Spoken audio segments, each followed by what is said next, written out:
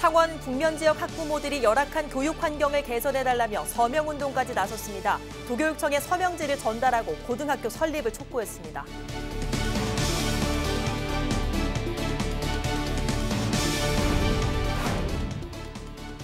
강한 바람과 폭우를 동반하는 제13호 태풍 링링이 북상하고 있습니다. 피해를 막기 위한 예방법들을 차례로 전해드립니다.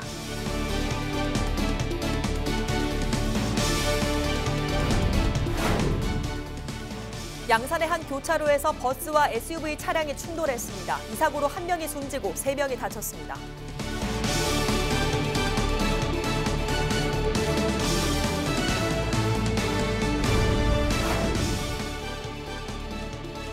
로블랜드 개장을 맞아 창원시가 7일부터 시내버스 노선을 일부 개편합니다.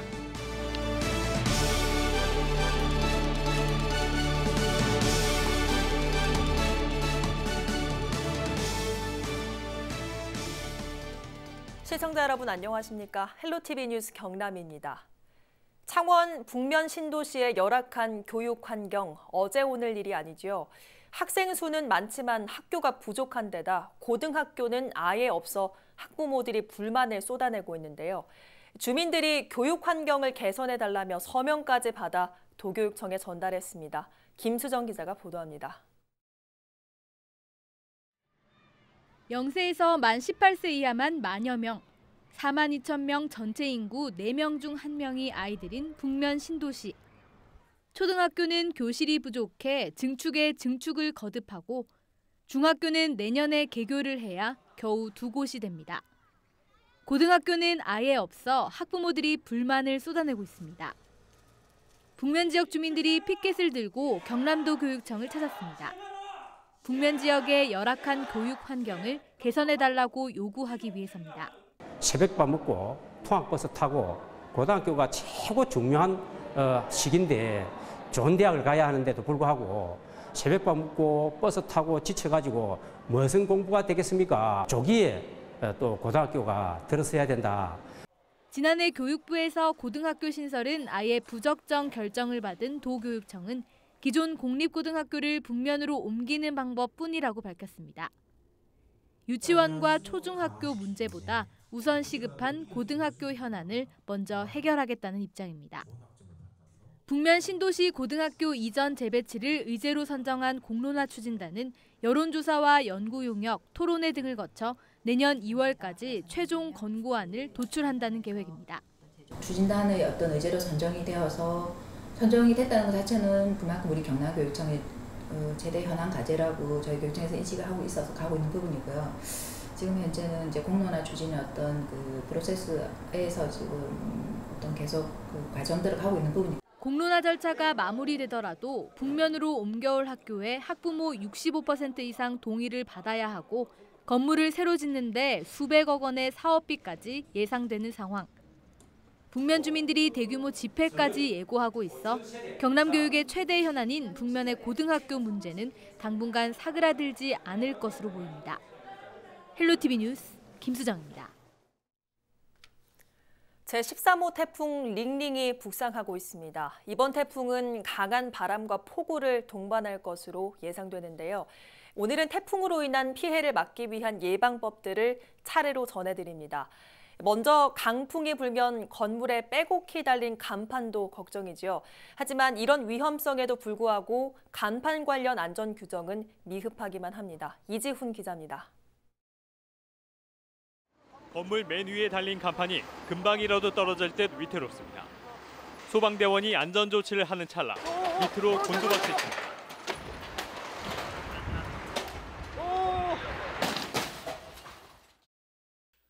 벽면에서 떨어진 간판이 인도를 덮쳤습니다. 길 가던 50대 여성이 간판에 맞아 머리와 팔 등을 다쳤습니다. 건물 벽면을 빼곡히 채우고 있는 각종 간판들, 상태를 살펴봤습니다.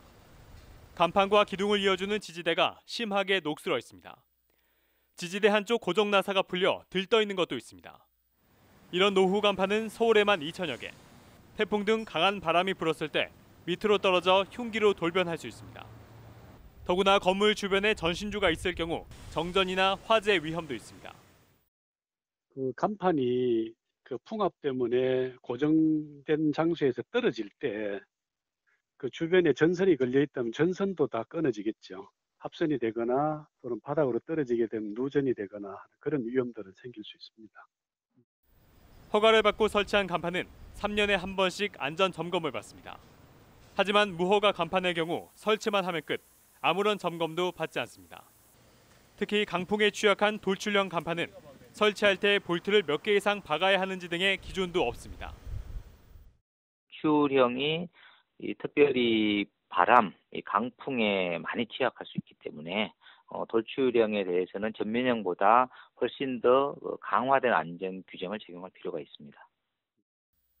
일부 지자체에선 주인 없이 장기간 방치된 간판을 무료로 철거하고 있습니다. 전문가들은 간판 크기가 작고 벽면에 붙어있는 고정형일수록 사고 위험이 적다며 지자체가 간판 교체비를 지원하는 등의 대책이 필요하다고 말합니다. 헬로티비 뉴스 이지훈입니다. 바람이 강하게 불면 흔들리는 유리창도 걱정이지요. 특히 유리창이 깨지는 순간 유리 파편이 날아가면서 2차 피해로 이어질 수 있어 조심해야 하는데요. 그 대비책을 손성애 기자가 자세히 알려드립니다. 강풍에 의한 유리창 파손은 창문이 창틀에서 떨어져 나와 깨지는 경우가 대부분입니다. 강풍이 불 때 그 창문과 창틀 사이에 그 떨림 때문에 이제 파손되는 게 주요 원인인 것으로 나타났거든요. 실제 실험 영상입니다. 창틀과 유리를 실리콘으로 붙인 창문. 초속 50m의 강풍에도 끄떡없습니다. 이번에는 실리콘을 없애고 강풍기를 돌립니다. 실리콘을 붙였을 때보다 약한 초속 40m. 창문과 창틀이 심하게 흔들리더니 유리창이 와장창 깨집니다. 그 때문에 강풍이 불 땐 창문과 창틀 사이를 고정하는 것이 제일 중요합니다. 창문과 창틀이 흔들리지 않게 테이프를 붙이거나 두꺼운 종이를 창틀에 끼웁니다. 이때 우유팩이나 신문지를 활용하면 좋습니다. 창문에 보호필름이나 랩을 붙이면 2차 피해를 줄일 수 있습니다. 유리창이 파손됐을 때 그 파편이 튀잖아요, 유리에. 그거를 막아주는 데는 효과적인 걸로.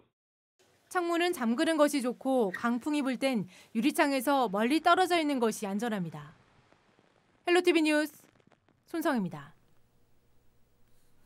이번처럼 많은 비를 동반할 것으로 예상되는 태풍이 올 때 산간 계곡에서는 더 주의해야 합니다.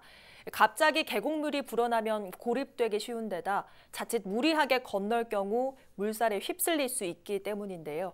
예상치 못한 집중호우에 샌 계곡물을 만났을 때 행동 요령을 정리했습니다. 장진철 기자입니다. 집중호우로 불어난 강원도의 한 산간계곡. 흙탕물로 변해버린 거센 계곡에서 아슬아슬한 구조작업이 펼쳐집니다. 갑자기 쏟아진 집중호우에 계곡 건너편에 있던 야영객이 그대로 고립된 겁니다. 지난 8월 강원도 강릉에서는 일가족 2명이 거센 계곡 물살에 휩쓸렸다가 숨진 채 발견되는 안타까운 사고도 있었습니다. 폭우로 계곡물이 불어나자 어머니와 아들이 계곡에 설치된 시설물을 철거하고 다시 계곡을 건너다 변을 당했습니다. 이처럼 국지성 호우가 빈번하게 발생하면서 산간 계곡에서는 인명사고가 끊이질 않고 있습니다. 산간 지역에 비가 내리면 모든 물이 이처럼 계곡으로 몰리게 됩니다. 이 때문에 계곡물은 순식간에 불어날 수밖에 없습니다. 산에 머물다 갑작스런 소나기를 만나면 산등성이와 같은 높은 곳으로 대피하는 게 좋습니다. 특히 텐트 안으로 물이 들어오면 물건을 챙기려 하지 말고 즉시 피해야 합니다. 계곡물은 순식간에 불어나기도 하지만 수심이 얕아 보여도 물살이 거셀 수 있어 무리하게 건너는 건 매우 위험합니다. 미리 야영 장소를 안전한 곳으로 대피하시고 무리하게 계곡이나 하천을 건너려고 하지 마시고 특히 야영 중에 물이 갑자기 밀려들 때는 절대로 물건에 미련을 두지 마시고 신속히 대피하시고 야영 시에는 라디오나 스마트폰으로 기상 정보를 수시로 확인하는 것도 중요합니다. 기상 상황에 따라 국립공원과 주요 산간계곡은 출입이 통제되는 만큼 관리당국의 통제에 반드시 따라야 합니다. 갑작스러운 계곡 수위 상승과 지반 침하로 인한 산사태 위험이 있으니 실시간 기상 정보를 반드시 확인하시고 국립공원 통제에 적극 협조해 주시기 바랍니다. 매년 전국에서 불어난 계곡물에 고립됐다가 소방당국에 구조되는 사례는 수백 건이 넘습니다.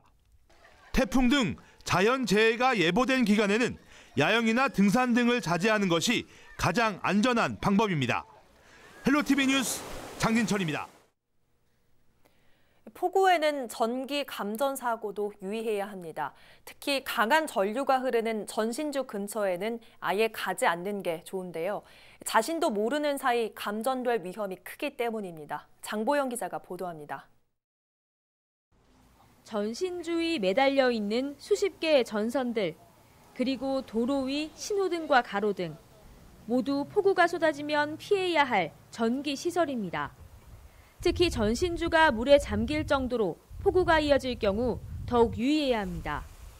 전신주가 쓰러지거나 전선이 끊어져 노출되면 감전 위험이 커지기 때문입니다. 지난 2001년 7월에는 수도권 일대에 쏟아진 폭우로 도시가 침수되면서 19명이 감전돼 사망하기도 했습니다. 폭우 시에는 습기가 많은 환경이 조성되고 전자기기 침수 등 위험성이 높아집니다. 누전 위험이 있는 가로등, 신호등, 에어컨 실외기 등 전기 설비와의 접촉을 꼭 피하고 물 웅덩이의 경우 끊어진 전기선 등이 있을 수 있기 때문에 피해가는 것이 좋습니다. 건물 내부도 안전지대는 아닙니다. 침수 위험이 있는 주택이나 아파트 안에 있을 경우 이 두꺼비 지깁이라 불리는 누전 차단기를 내려서 감전 사고를 사전에 막아야 합니다. 전원이 꺼져 있더라도 전자제품에 전기 콘센트를 뽑고 콘센트에 이물질이 들어가지 않도록 안전 커버를 씌우면 감전을 예방할 수 있습니다. 특히 전자제품을 만질 때는 젖은 손을 닦고 마른 천을 사용하거나 고무장갑을 껴야 하는데 침수가 이미 시작돼 물에 잠긴 경우에는 제품을 만지지 말고 대피해야 합니다. 안전조치를 하였더라도 감전사고가 발생한 경우 119에 신고하여 도움을 요청하시고 물이 다 빠져나간 후더라도 반드시 한전이나 전기안전공사에 연락하여 누전 여부를 확인받은 후 전기를 공급받으셔야 됩니다. 농촌에서는 시설하우스 내에 누전이나 감전 사고가 없도록 낡은 전선을 미리 교체하고 양수기 등을 사용할 때는 각별히 유의해야 합니다. 무엇보다도 누전 등 전기 관련 사고가 날 경우 소방이나 한전, 전기안전공사에 전화해 추가 피해 없도록 빠른 조치를 요청해야 합니다. 헬로티비 뉴스 장보영입니다. 이번 태풍 링링은 서해상으로 북상하고 있습니다. 우리나라는 태풍 진로의 오른쪽에 놓이게 되는데요. 태풍 진로의 오른쪽은 위험 반원으로 큰 피해가 발생하곤 하는데 이유는 무엇일까요? 김단비 기자가 취재했습니다. 한반도가 위치한 북반구에서는 태풍이 시계 반대 방향으로 회전합니다. 이때 태풍이 움직이는 진로의 오른쪽을 위험 반원, 왼쪽을 강항 반원이라 부릅니다. 태풍 피해는 위험 반원이 강항 반원보다 크게 나타납니다. 오른쪽 위험 반원의 경우 태풍 자체의 바람과 같은 방향에서 불어오는 편서풍이 합쳐지면서 더 강한 바람이 만들어지기 때문입니다. 반면 왼쪽은 바람 방향이 서로 부딪혀 태풍의 세기가 상대적으로 약해집니다. 태풍을 축대칭으로 간주하자면 태풍의 오른쪽에는 태풍의 바람과 지향류가 더해져서 더욱 강력한 바람을 만들어내며 왼쪽에서는 태풍의 바람이 지향류만큼 감소해서 풍속이 비교적 덜 강하게 됩니다. 우리나라를 기준으로 태풍이 동해를 지나가게 되면 한반도는 강항 반원에 해당되지만 서해로 가면 위험 반원에 속해 태풍의 피해가 크게 나타납니다. 2015년 태풍 고니 당시 왼쪽에 위치한 우리나라는 피해가 적었던 반면 위험 반원에 든 일본은 역대 최고 풍속을 기록하는 등 피해가 속출했습니다. 지난 50년간 우리나라에 영향을 준 태풍을 분석한 결과에서도 동해보다 서해를 통과한 태풍으로 인한 피해가 2배 이상 많았습니다. 하지만 전문가들은 위험 반원과 강항 반원은 상대적이기 때문에 태풍의 위력이 크다면 강항 반원에 들었다 해도 안심해선 안 된다고 조언합니다. 헬로티비 뉴스 김담입니다. 태풍은 한 해 동안 평균 30번 정도 발생합니다. 태풍의 이름과 강도, 크기는 어떻게 결정될까요? 김신혜 기자가 정리했습니다.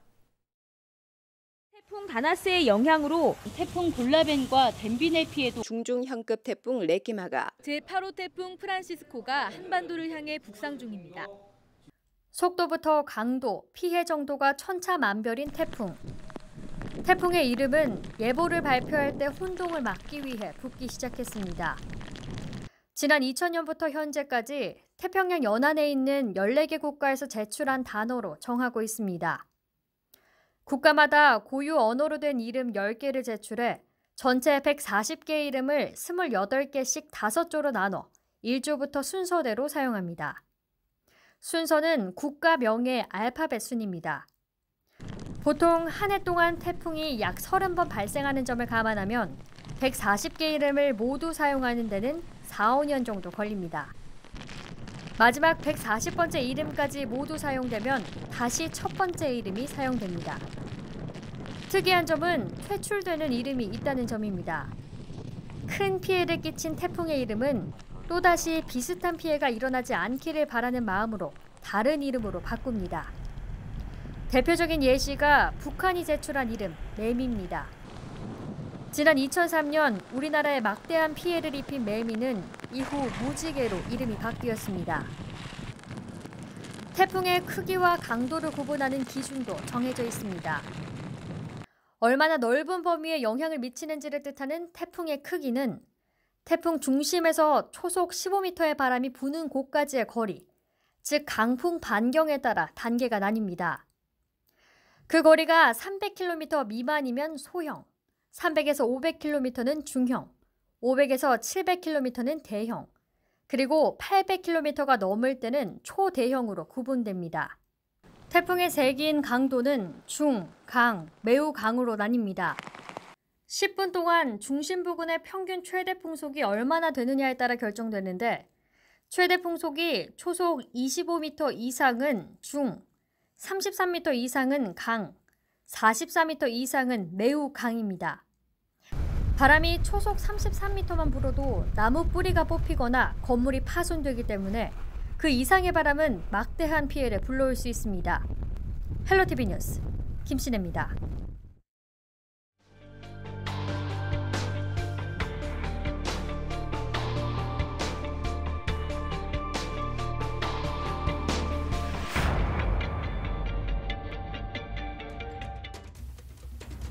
택시 탑승을 위해 가까이 다가오는 한 남성. 여느 손님과 다름없이 목적지에 도착하자 이내 택시를 떠납니다. 버스터미널에 도착한 이 남성은 곧장 현금으로 승차권을 삽니다. 이상할 것 하나 없는 이 남성의 일상.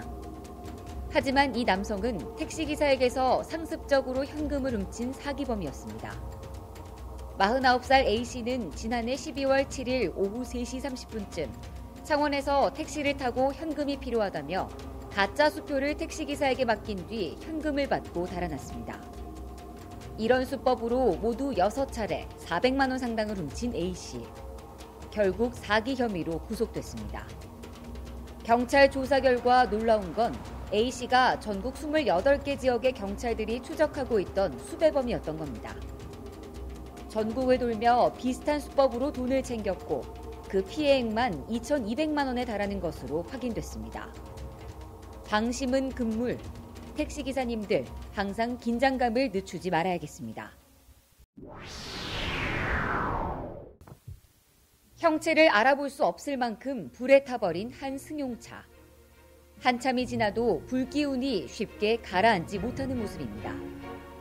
지난 2일 밤 9시 50분쯤 양산 하북면 경부고속도로 상행선 통도사 나들목 인근을 지나던 승용차에서 불이 났습니다. 다행히 인명피해는 없었지만 운전자는 다름 아닌 만취 운전자. 36살 운전자 A씨는 차량 전소사고가 나기 50분 전쯤 부산 도시고속도로 선상에서 추돌사고를 냈고 그대로 달아난 것으로 확인됐습니다. 당시 A씨의 혈중 알코올 농도는 면허 취소 수준인 0.129%. 경찰은 정확한 사고 경위를 조사하는 한편 A씨를 도로교통법 위반 혐의로 입건했습니다. 늦은 밤 술 취한 운전자가 잠든 차 안에서 현금을 훔친 50대 남성이 경찰에 붙잡혔습니다. 56살 김모 씨는 지난달 28일 새벽 1시쯤 창원의 한 도로가에 주차된 차에 대리기사인 척 들어가 술에 취해 잠든 운전자의 지갑에서 현금 26만 원을 훔친 혐의를 받고 있습니다. 경찰 조사 결과 김 씨는 같은 전과로 복역하고 출소한 지 한 달 만에 또다시 범행을 저지른 것으로 확인됐습니다.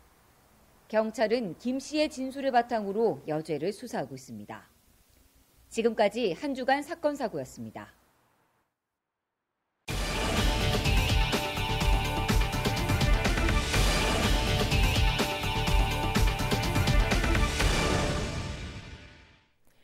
양산의 한 교차로에서 버스와 SUV 차량이 충돌해 한 명이 숨지는 사고가 있었습니다.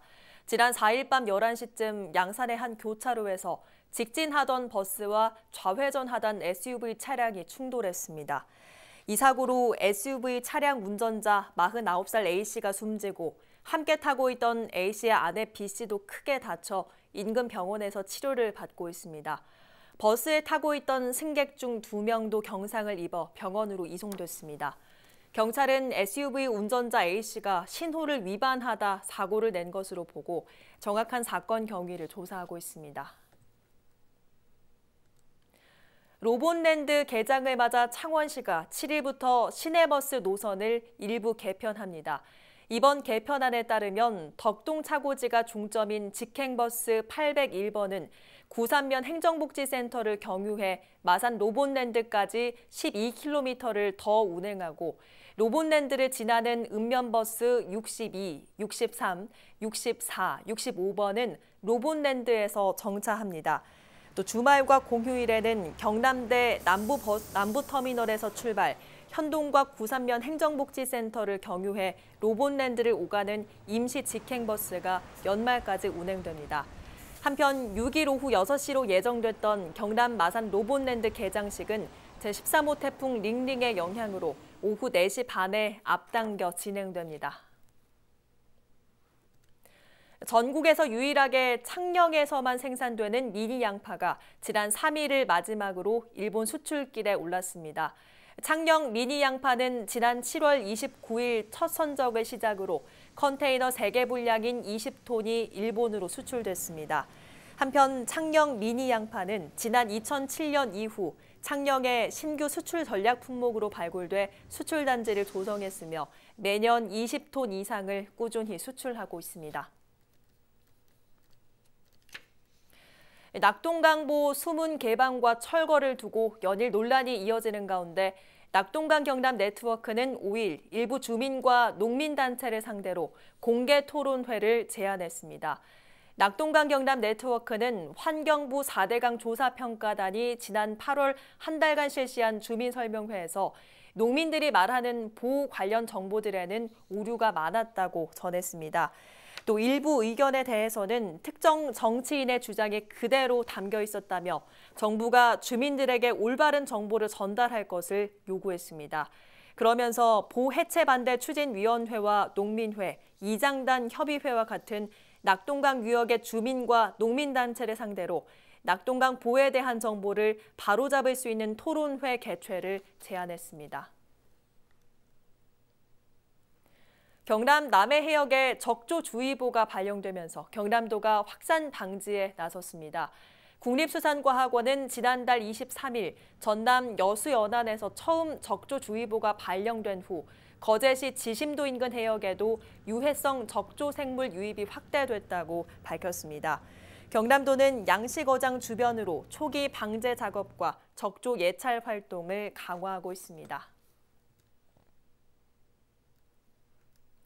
김해 진례면에 도자기 제조업 공동 기반 시설이 오는 2021년 만들어집니다. 클레이아크 김해미술관 부지 내에 지상 2층, 연면적 1,322제곱미터 규모로 공동 전시 판매장과 연구시설, 온라인 쇼핑몰 스튜디오 등이 들어설 예정입니다. 전체 예산 45억 원 중 국비로 24억 원을 지원받으며 지역 도자업체는 판로 지원과 기술개발 지원 사업 참여에 우대 혜택을 받게 됩니다. 합천영상 테마파크 인근에 조성된 루지 체험장이 오는 9일 개장합니다. 합천 루지는 인근의 기존 임야를 최대한 유지한 숲속의 루지 코스로 주변 황매산과 합천호, 합천영상 테마파크 등과 인접해 가족 단위 관광객들의 호응을 얻을 것으로 기대되고 있습니다. 루지는 특별한 동력장치 없이 특수 제작된 카트를 타고 트랙을 달리는 놀이시설로 신장 90cm 미만 어린이는 보호자가 동반하더라도 탑승이 제한됩니다.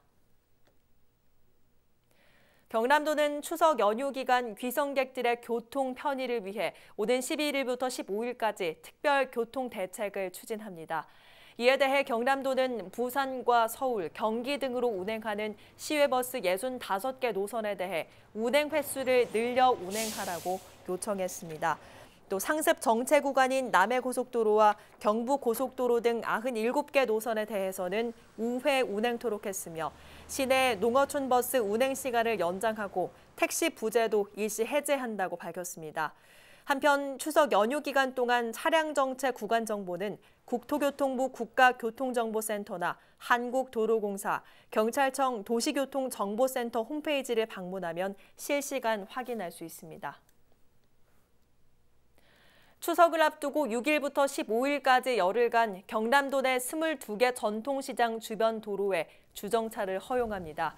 경남지방경찰청은 기존 연중 주차가 가능한 신마산 시장과 고성시장 등 7곳 외에 15곳의 전통시장 주변 도로도 한시적으로 주차를 허용한다고 밝혔습니다.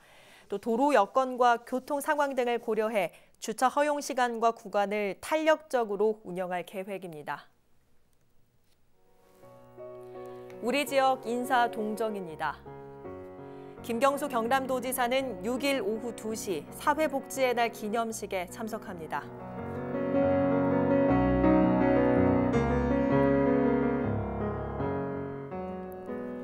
박종훈 경남도 교육감은 오전 10시 제366회 경상남도의회 임시회 제4차 본회의에 참석합니다.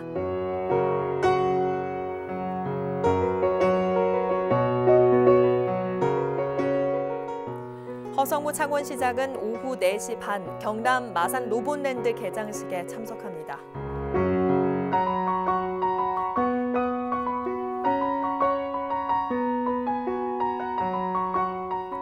허성곤 김해시장은 오전 10시 2020 주요 업무계획 보고회를 갖습니다.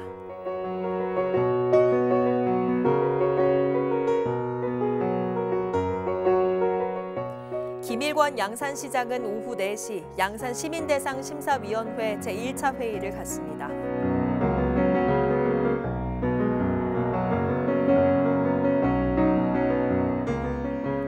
변광용 거제시장은 오후 3시 반 청년 2일 잠자리 도움사업 협약을 맺습니다. 강석주 통영시장은 오전 11시 용남 도시계획도로 개통 준공식에 참석합니다.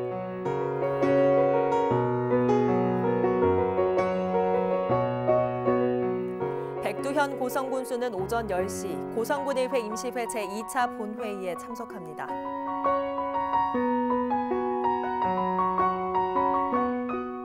한정우 창녕군수는 오전 6시 반 장마면 가족사랑 건강 걷기 대회에 참석합니다.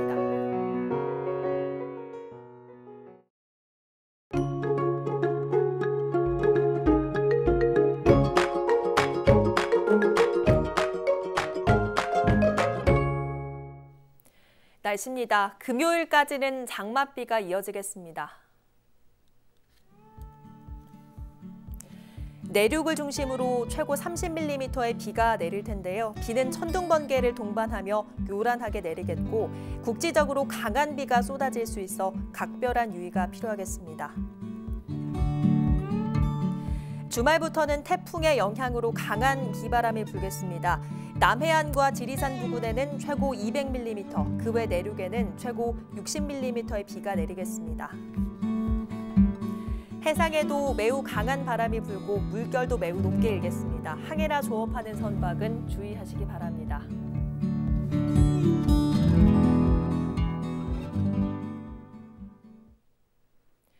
오늘 뉴스는 유튜브 채널 CJ 헬로 경남방송에서 다시 보실 수 있습니다. 이상으로 뉴스를 마칩니다. 저희는 늘 지영민 곁에 있겠습니다. 고맙습니다.